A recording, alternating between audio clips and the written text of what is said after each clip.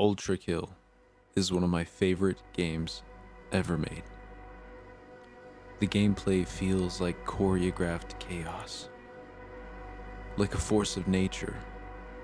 Truly, it is poetry in motion. But before poetry can be written, words must be learned first. Through its design, Ultrakill teaches you how to write words, then when and where to use them, and finally, how to break convention and create art.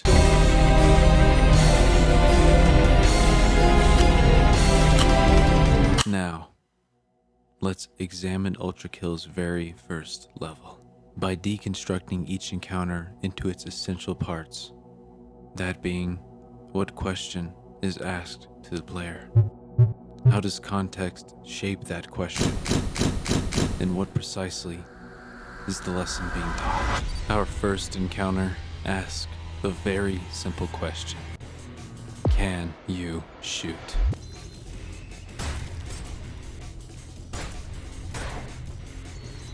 Encounter 2 is designed to overwhelm, effectively asking the player, can you manage space while shooting?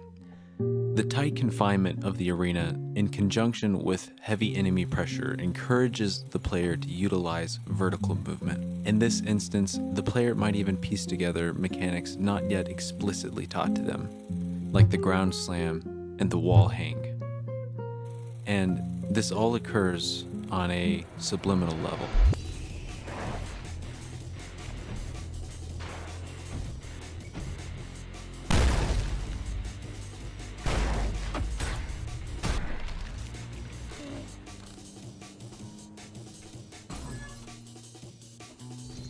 We've seen this scenario before, but it's the context that forms a different response. The variable here being the level geometry, creating a claustrophobic space. What options the player had mere moments ago are ripped away. The synergistic design of the husk and playable space present the player with two options, back or through. This encourages the engagement with the slide and dash mechanics. In addition, the design of this encounter is begging the player to use the charge shot, if it's been discovered.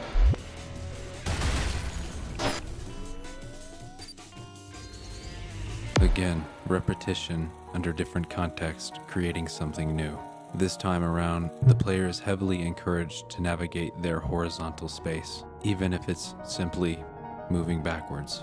The expected response is far less lenient, but not constrictive.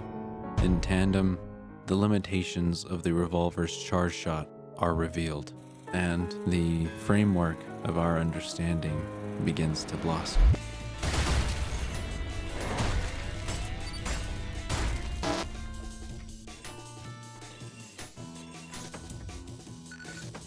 Encounter 5 serves a dual function. It is an explicit message revealing important information, but it also serves to demonstrate the manipulation of the environment.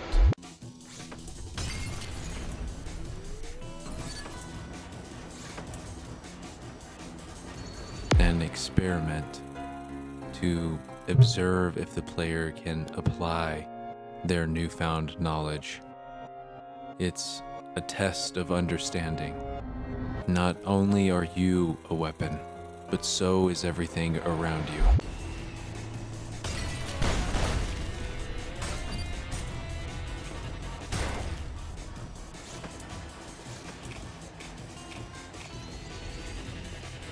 The level design here is a catalyst for the player to discover environmental kills.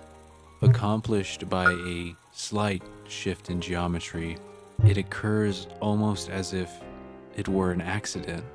Further reinforcement rooted in guiding the player towards understanding A combined use of mechanics and a well-placed shot can trivialize this encounter, a signal to the player to think creatively and construct alternative solutions.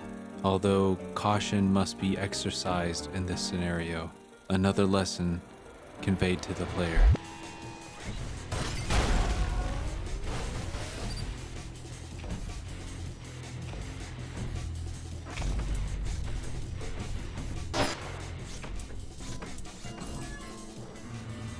A new enemy type is introduced, the Stray. There are only two that spawn here, providing space for the player to familiarize themselves without being overwhelmed.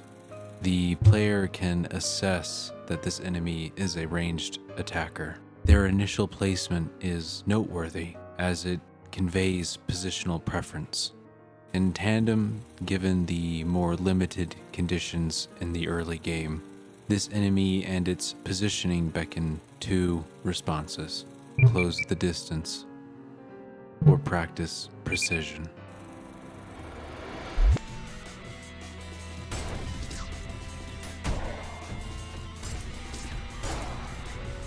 For the first time, the player must manage two different enemy types simultaneously.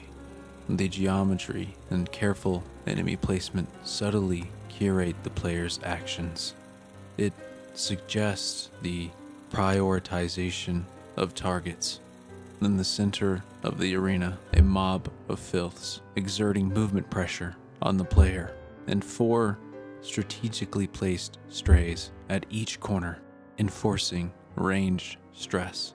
This combination of elements is an excellent lesson in managing space and assessing threat priority, a practice that will become paramount later on.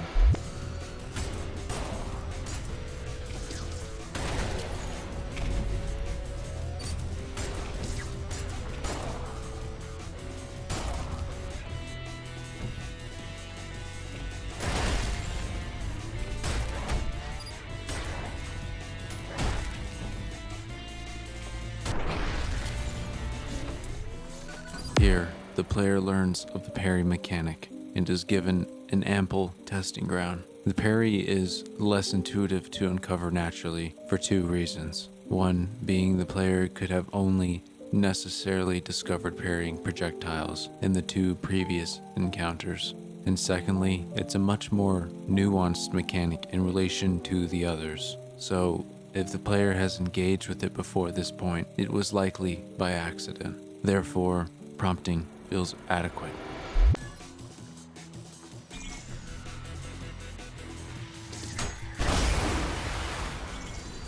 This encounter is a beautiful synthesis of everything the player has learned up until this point. We've seen it all before, but now it's layered together. Each individual part creates a cohesion of intentionality. The level design, the utility of the alt-fire, movement, shooting, and the reinforcement of the newly uncovered parry mechanic.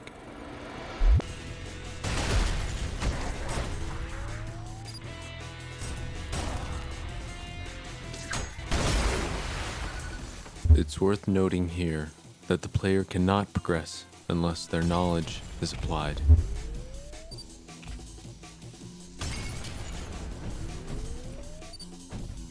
More than anything, this encounter exemplifies the subtle importance of level geometry.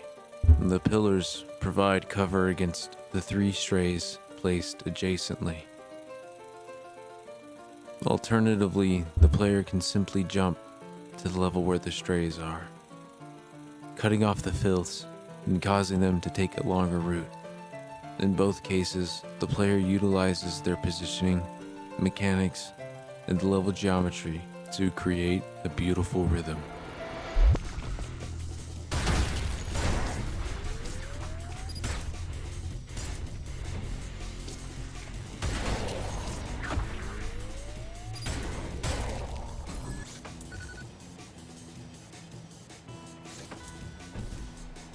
Again, another mechanic is explicitly communicated to the player, which this scenario provides the player with an opportunity to test it.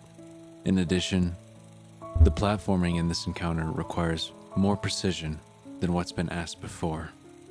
That is, if they choose to engage the strays at a close range. Given the limited arsenal in the early game, the ground slam proves its effectiveness at clearing weaker enemies, so attention can be placed elsewhere.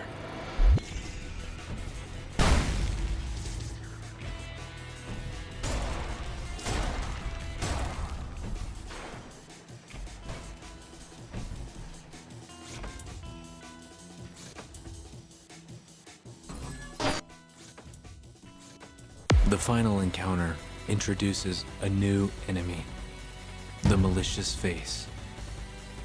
Its design is a brilliant culmination of everything the player has learned thus far. Dashing, parrying, movement, shooting. Mechanics like the ground slam and the alt fire. If each encounter before has been a quiz, then this is the exam. Moving forward requires sufficient understanding of what has been presented. It's an intentional skill check. The final encounter can be viewed as a microcosm of Ultrakill's design philosophy. Quality, intention, and ultimately, poetry.